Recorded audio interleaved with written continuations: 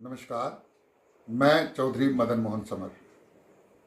19 जून को हमारे सबके बड़े चहेते मित्र स्वर्गीय श्री सुरेंद्र दुबे जी जयपुर वाले का जन्मदिन है।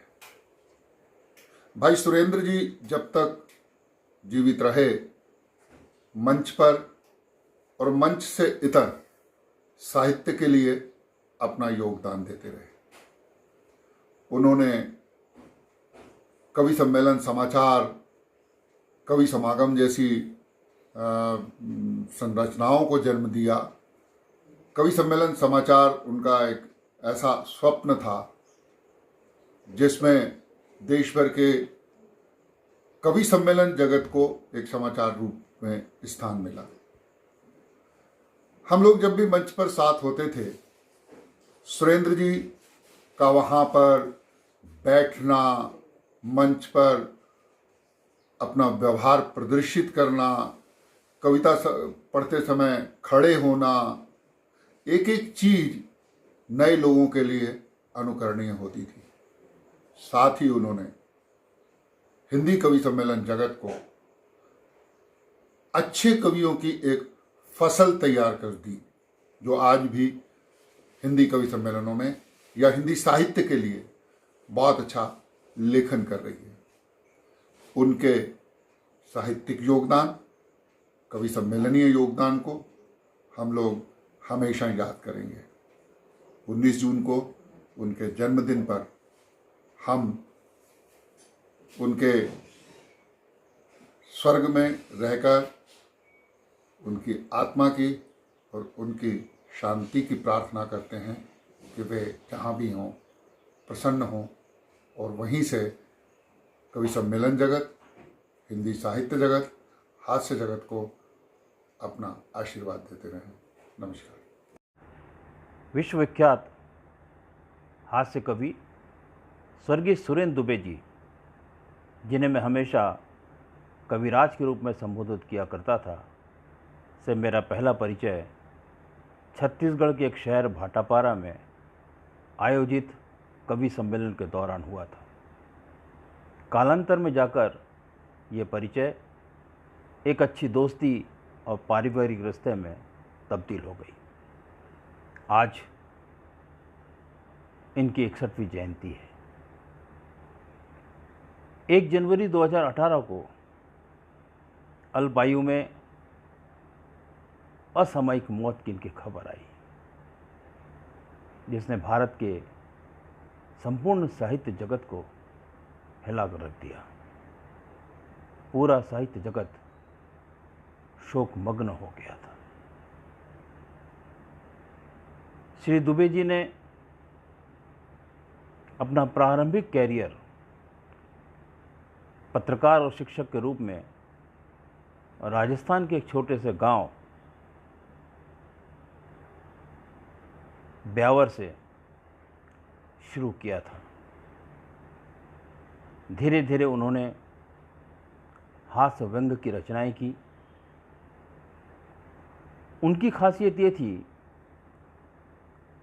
कि पारंपरिक ढंग से चले आ रहे विषयों को छोड़कर उन्होंने नवीनतम विषयों को लेकर हास्य व्यंग्य की रचना की, जिसके चलते उन्हें एक नया मुकाम हासिल हुआ। लोगों ने उसे बहुत पसंद किया। वे न केवल भारत में बल्कि देश विदेशों में भी उन्होंने अपने झंडे गाड़े।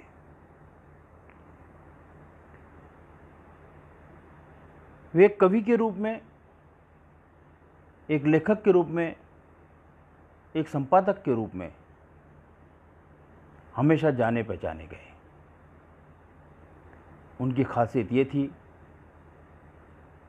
कि अपने कविताओं का जब मंचीय पठन कर किया करते थे तो उनके शब्द, उनके बोलने का ढंग, उनका प्रस्तुतिकरण मंच के आगे बैठे श्रोताओं को मंत्रमुग्ध किया कर दिया करता था। वे खूब आनंद के साथ उस पलों को जिया करते थे।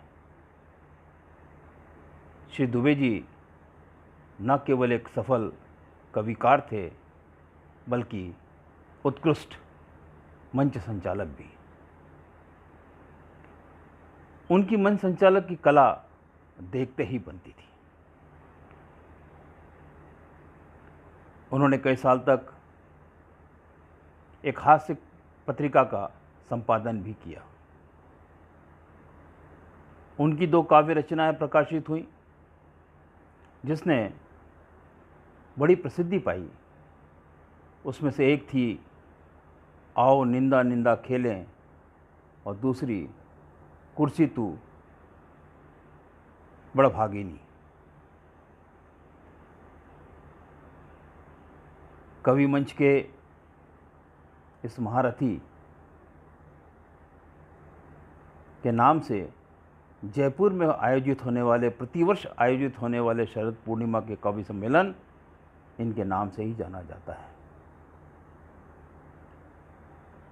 देहांत के कुछ दिन पहले तक उन्हें भगवत गीता के 18 अध्यायों पर संपूर्ण रूप से काम किया, सरल खड़ी भाषा में काव्य अनुवाद किया, लेकिन दुर्भाग्य ये रहा कि उसे वे प्रकाशित नहीं कर पाए। वे न केवल बेहतरीन कवि थे, लेखक थे या संपादक थे, इनसे भी कहीं बढ़कर एक बेहतरीन इंसान को उसमें मैंने पाया। इंसानियत उस आदमी में कूट कूट के भरी थी और यही कारण था कि उस आदमी को घमंड नाम की चीज़ नहीं थी।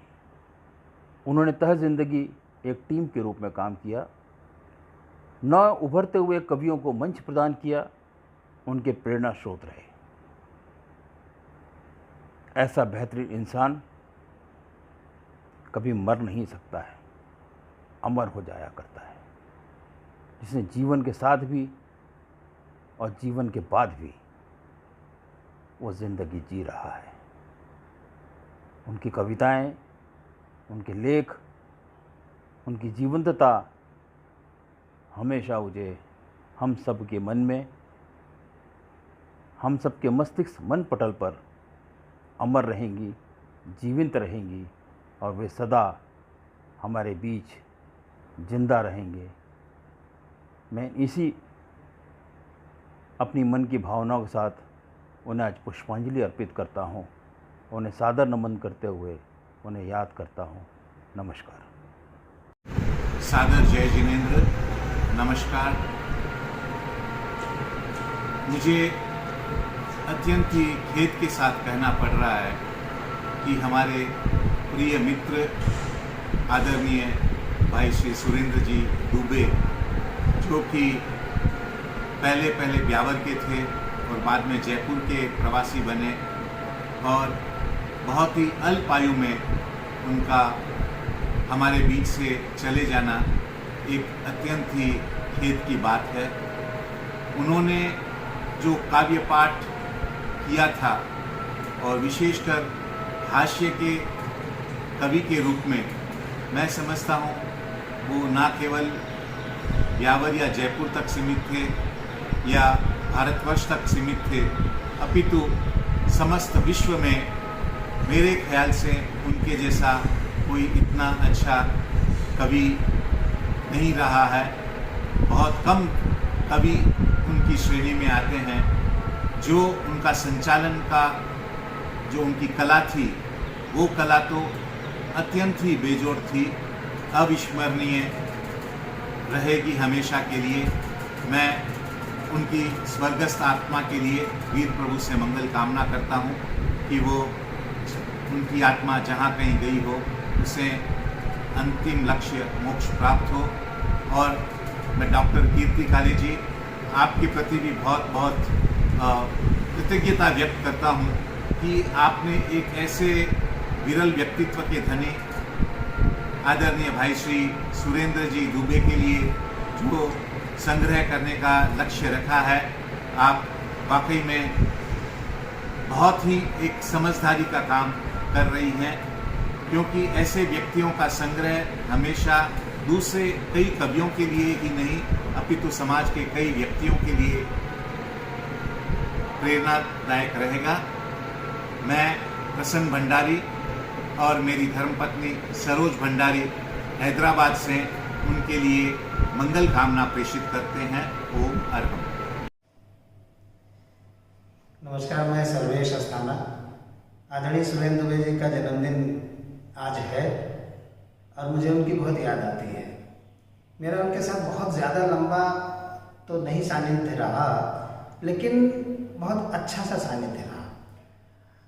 उन्होंने मुझे कहीं सुना, फिर मुझे चूज़ किया और राजस्थान के 10 कवि सम्मेलनों की एक सीरीज़ में उन्होंने आमंत्रित किया। मैं यहीं से बात शुरू करता हूँ, बहुत जल्दी से ख़त्म करूँगा। 10 कार्यक्रम थे, उसमें 7 कार्यक्रम हो चुके थे। तभी लखनऊ से फ़ोन आया कि मेरी माँ की तबीयत खराब है। हमने उनसे कहा कि दादा मुझे जाना है। उन्होंने 1 सेकंड नहीं लगाया और उनका सेंटेंस था, सर्वेश माँ से बढ़कर कुछ नहीं, तुरंत जाओ। और उन्होंने जयपुर से मुझे लखनऊ पहुँचने की व्यवस्था करवाई और 10 कवि सम्मेलनों का पेमेंट मुझे करवाया। बोले ये तो किसी के भी साथ इमरजेंसी हो सकती है।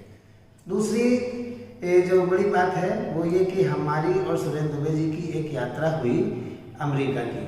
हम ही 2 लोग थे, राजस्थान एसोसिएशन की तरफ से था। इतने ज्ञानी थे, इतने परम ज्ञानी थे कि मैं बता नहीं सकता।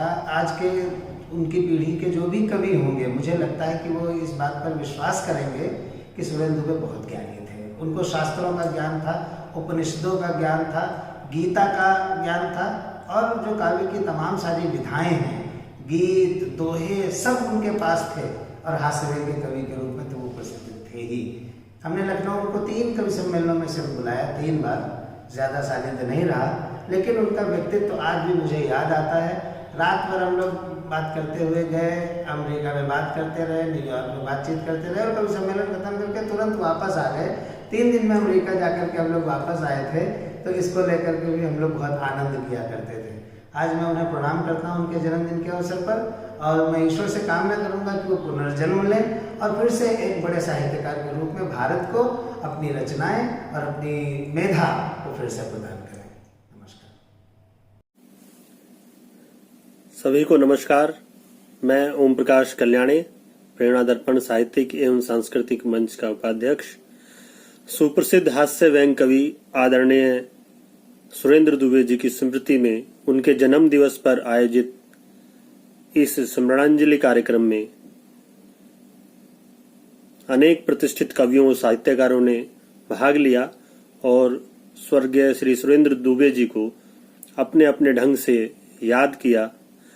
इन वरिष्ठ साहित्यकारों में आदरणीय संतोष आनंद जी, विशंभर मोदी जी, श्री सुरेंद्र शर्मा जी, डॉक्टर कुंवर बेचैन जी, डॉक्टर अशोक चक्रधर जी, डॉक्टर सरोजनी प्रीतम जी, श्री चंद्र प्रकाश दुबे जी, श्री अनिल लोढ़ा जी, वेणुगोपाल भट्ट जी, श्री अरुण जेमनी जी, रामेश्वर वैष्णव जी, अनूप भार्गव जी, कैलाश मंडेला जी, विनीत चौहान जी, शशिकांत यादव जी, डॉक्टर कविता किरण जी, कमलेश द्विवेदी जी, मदन मोहन समर जी, रवि तिवारी जी, श्री प्रसन्न भंडारी जी और सर्वेश अस्थाना जी एवं अन्य कवियों ने अपने अपने विचार आदरणीय सुरेंद्र दुबे जी के संबंध में रखे, उनको याद किया, उनको स्मरण किया। आप सभी महानुभावों ने प्रेरणा दर्पण साहित्यिक एवं सांस्कृतिक मंच की ओर से आदरणीय सुरेंद्र दुबे जी के जन्म दिवस के अवसर पर आयोजित इस कार्यक्रम को जो भव्यता प्रदान की, जो महत्ता प्रदान की, उसके लिए मैं समस्त मंच और उसके सारे पदाधिकारियों की ओर से, आदरणीय डॉक्टर कीर्ति काले जी की ओर से भी और हमारे सभी पूरे परिवार की ओर से आप सभी को बहुत बहुत धन्यवाद ज्ञापित करता हूं। आपको बहुत बहुत आभार ज्ञापित करता हूं कि आपने हमारे मंच के लिए समय निकाला और आपका ये स्नेह, आपका ये प्रेम हमारे मंच के प्रति सदैव बना रहे, ये आशा करता हूं। आप सभी का बहुत बहुत धन्यवाद और आभार। नमस्कार।